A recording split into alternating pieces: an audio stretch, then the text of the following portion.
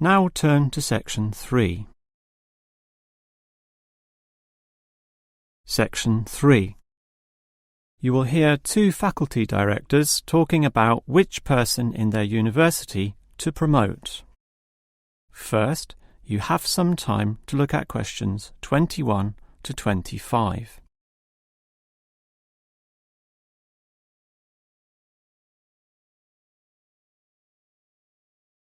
Now listen carefully and answer questions 21 to 25.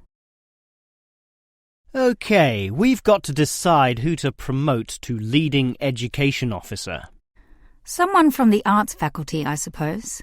Well, it can be from any faculty, since the position requires more general skills. Handling personnel, settling disputes and motivating them to focus on the task. It was the last position which involved computer knowledge, not this one. Surely computer knowledge would help.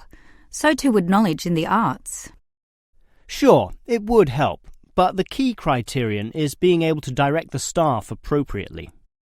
So it doesn't matter then from which faculty we select our candidates?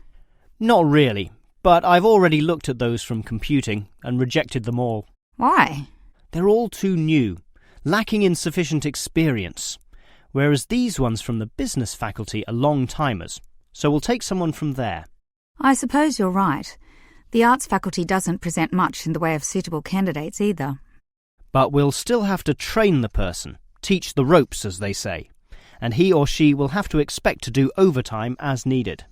Of course, it can get so busy that if we were open on the weekend, they'd have to work then as well. Just as well we're a Monday to Friday university, right? Right.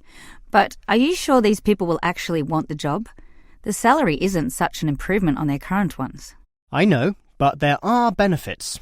You get overtime rates, a nice place to put your car, as well as additional petrol money if you drive for company purposes, which they'll probably be required to do. But those benefits are quite limited, especially given all the work and responsibility involved. People often don't like that. They prefer the creative freedom of less senior teaching positions. Yeah, I know. But these candidates should realise that if they do this job well, there'll be more promotions down the line. You know how everyone likes having their own office, right? Sure. Well, that would come after a few years, if they're prepared to work hard and grow with the university. Yes, that should attract these people. Before you hear the rest of the conversation, you have some time to look at questions 26 to 30.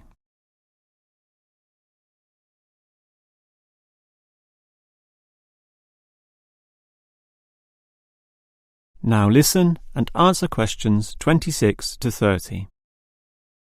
Well, that's enough talk about the job. What about the actual candidates? How many do we have? I've narrowed it down to 4. Just using their first names, that's Stephen, Abdul, Lek and Oscar. As you said, there's quite a bit of experience between them, about 34 years in all. What's the exact breakdown of figures? Abdul and Stephen both have 7 years. Lek has 1 more, and Oscar is the most experienced at 12. But who's the most qualified? Stephen and Abdul have an MBA. Oh, sorry, Abdul's got something called a MBP, some foreign thing which translates as Master of Business Practice. I'm not sure what that is, but does he do the job well? Very well, apparently. Better than Lek and Oscar, who hold a degree and some certificates respectively. But we have to think about any drawbacks. You know, possible issues with any of them. I asked the respective deans for feedback, and I found out that Stephen, the younger one, drinks a bit. So he has a problem with alcohol? No, he never drinks to excess, but at the bar he's often expressed his intention of moving on, of teaching abroad. Ah, he's not stable.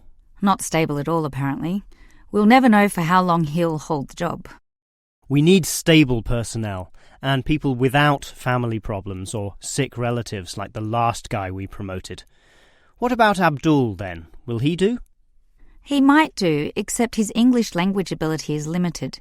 It's functional, but a bit broken, and meaning is sometimes lost. That's not the problem with the next candidate, Lek, who has good language ability. But this job involves handling people, and his dean says Lek's attitude is bad. In what way? His manners are okay and he's interested in his job, but he believes there should always be adequate leisure in life. He definitely won't work overtime and complains a lot already about his job. But this last candidate, Oscar, is probably not the right one either. Why not? Not another problem with language. His first language isn't English, but he speaks it well enough. He's stable with a good attitude, but his age is the problem. Age is not a problem.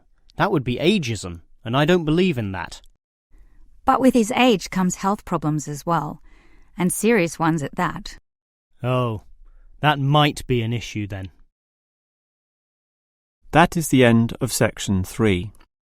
You now have half a minute to check your answers.